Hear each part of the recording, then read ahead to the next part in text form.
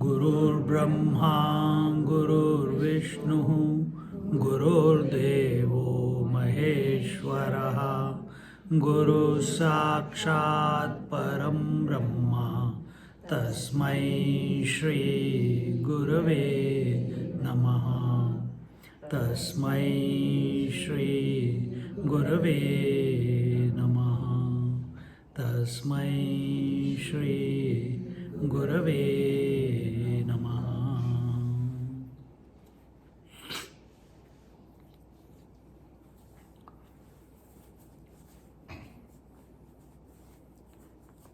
At this moment,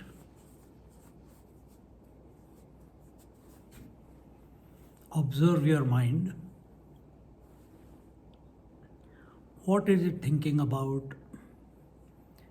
Is it thinking about the words that are coming to it from the teacher? Is it thinking about the comfortable position? Is it thinking about the adjustments of the fingers, or where the hands are placed, or how the feet are placed on the ground? Is it thinking about, am I sitting straight or am I stooped? Is it thinking about the children, or how beautiful this place is, how comfortable the sleep was, how fresh the area is? All these are objective thoughts which may give you a sense of enjoyment, teeny mini enjoyment, but no lasting one, not a lasting one. So if we have to think, why should we think about all these things? We have a choice. What type of thoughts we entertain in our mind. There are some thoughts which are coming by force. They have their own intensity, etc. But you can choose to sidetrack them. No, you go your way. I am thinking this.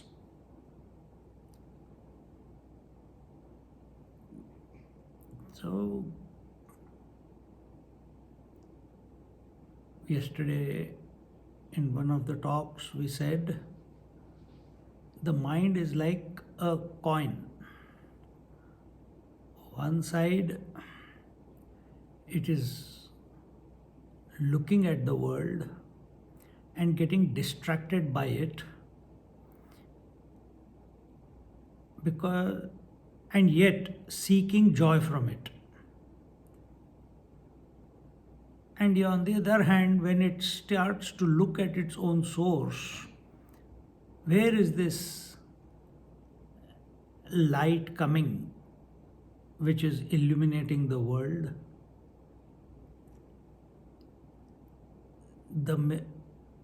We look into the mirror, what do we find? Is the dark black color which has been painted at the back of the mirror. So if you look in, you can't go through the mirror because there is a layer of some paint. Same thing happens in our meditation. When we look into the mind with attention on the body, thinking that we are this body, when we go to search the source of the mind, then we go to sleep. The other way is we recognize that the mind's nature is to involve and withdraw. Pravritti is involvement, nivritti is withdrawal. And this is eternally going on, not only to my mind, to the mind as a principle. Everything in nature is going through this flux of pravritti and nivritti, involvement and withdrawal.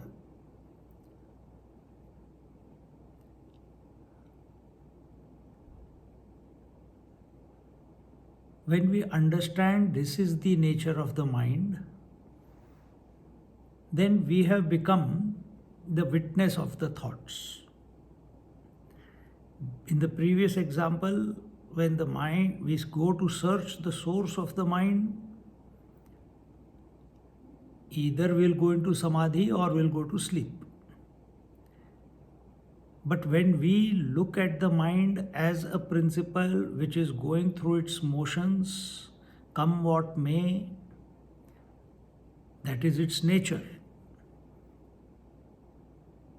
then there is no urge to escape from the mind. Now the question is, if this is the case, I am observing, why am I not able to observe the mind all the time?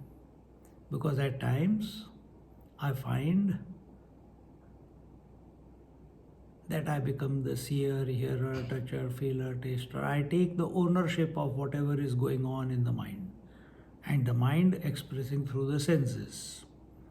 So sometimes I become the thinker, sometimes I become the seer, hearer, toucher, etc. And through that, I get lost in the world, and suddenly I have to come to a satsang, again be reminded I am the witness, and then again I am okay. So towards this, the vision that was presented to us in yesterday's verse was, we don't have to discard the world, we don't have to discard the mind. We have to recognize the world for what it is. We have to recognize the senses for what they are. We have to recognize the mind and the intellect for what they are. And what is their capacity, capability, functionality. The inert objects of the world can never come to know the consciousness. The senses can only illuminate their specific stimuli, as the eyes can illuminate the forms and colors, the ears can illuminate the sound, the mind can illuminate the thoughts, mind can illuminate the senses, and the intellect can illuminate the mind. Now recognize this. All that is required is recognition of each instrument for what they are. Not as I, for what they are. It is not only my intellect, mind, senses are functioning this way. Every sense, everyone's in general. It's a general principle. This is how the eyes function. The principle of eye is only to illuminate color and forms. The principle of mind is only to illuminate the five senses. So once this is recognized that these are the instruments, just as the objects of the world cannot know their illuminator, the five senses, just as the five senses cannot illuminate their source, the mind in turn cannot illuminate the intellect, and the intellect cannot illuminate the its source. Its source being the consciousness itself. It can reflect it to illuminate the rest of the mind, senses, and the world, but it cannot come to know the, the source of light. But it is happening to us. We are thinking. I know the thinking is going on. I know the thoughts are going on. I know the seeing is going on, hearing is going on. Everything is going on, and you know. And the seeker here sometimes, as we heard yesterday, someone asked me, they make the mistake. And what is that? They forget to be the source. You are the source. You are the consciousness. Don't put consciousness away from you. The word consciousness in your mind is not equal to consciousness. It is indicating something. When I say the word in my mouth is Ravi, but it is that Ravi word is indicating a person. Similarly, the word consciousness in my mind is indicating. Who is it indicating? Don't look around. You are the one. You are illuminating that thought called consciousness also. And once this is understood, then what is the nature of this consciousness? How does it function? Nature is Satchidanand. We have in many Upanishads and Bhagavad Gita, we have studied here that and worked it out. But here in this particular verse, a beautiful vision is presented to us that this consciousness is like a huge lamp, is a great lamp, a great effulgent lamp in the pot of the body, just as a lamp in a pot with many holes sends out streams of light through those holes. Exactly the same way, the great lamp of consciousness that the self is, that I am in essence, without which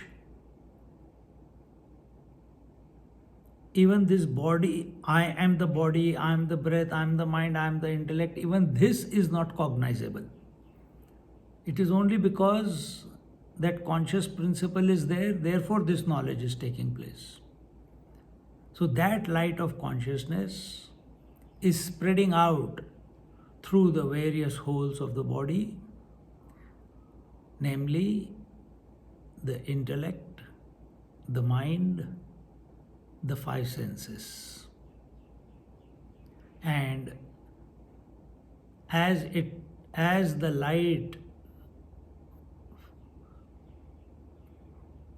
goes through these holes, it illuminates the entire world. And this is your daily experience.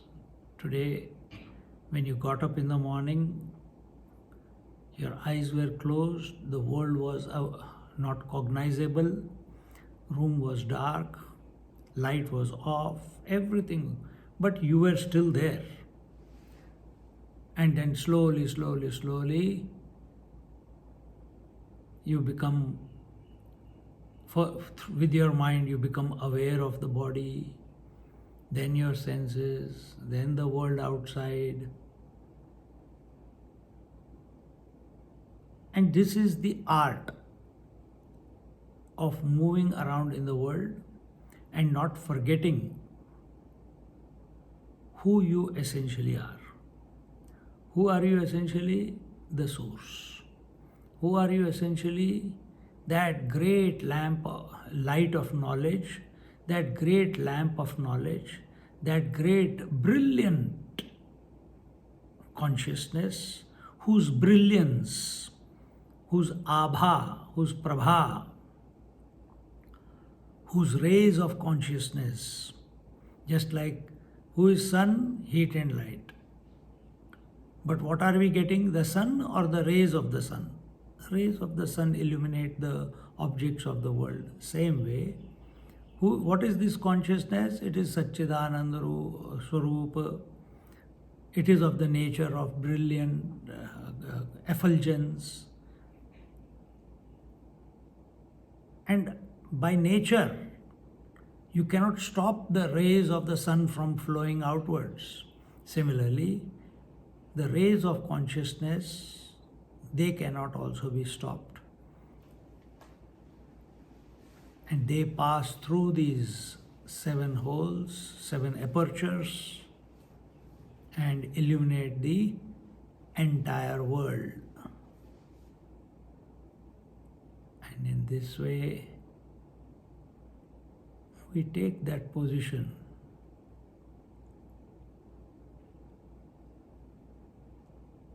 Every moment.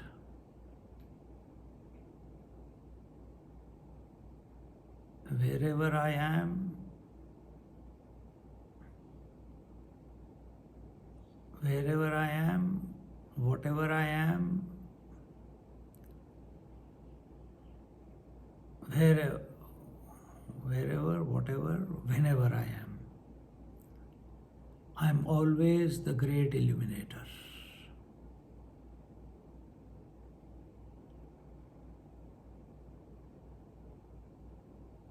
The result will be, if I may say that,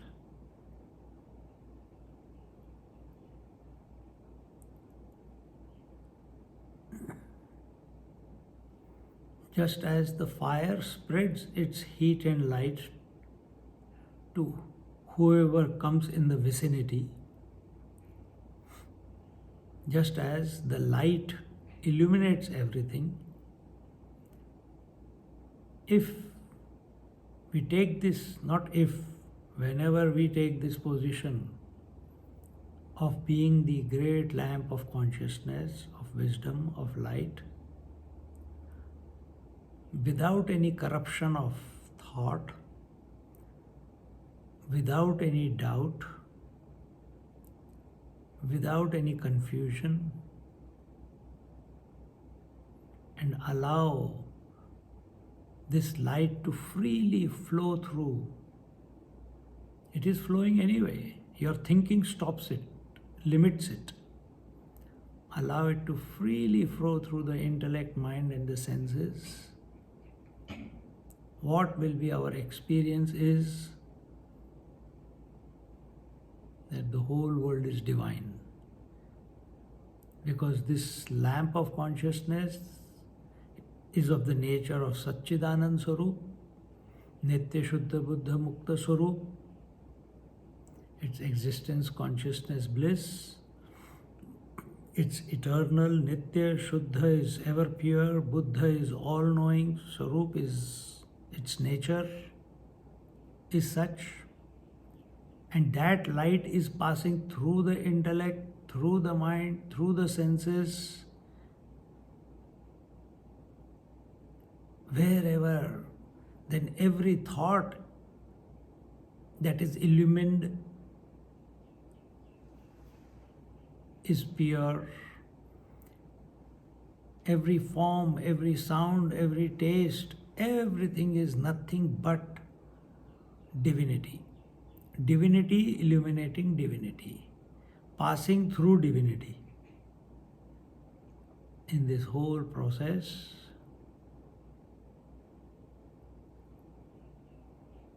when this position is taken,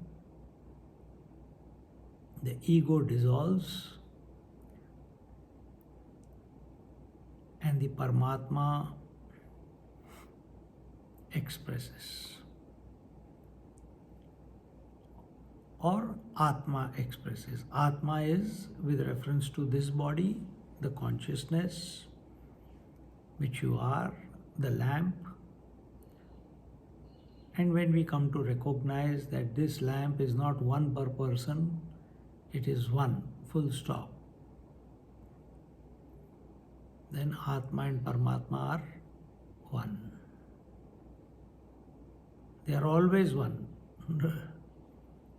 You will not be there to make this statement that Atma and Paramatma are one.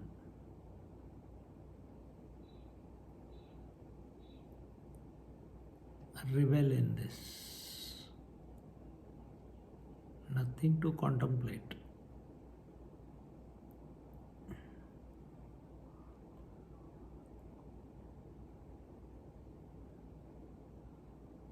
Just be the lamp.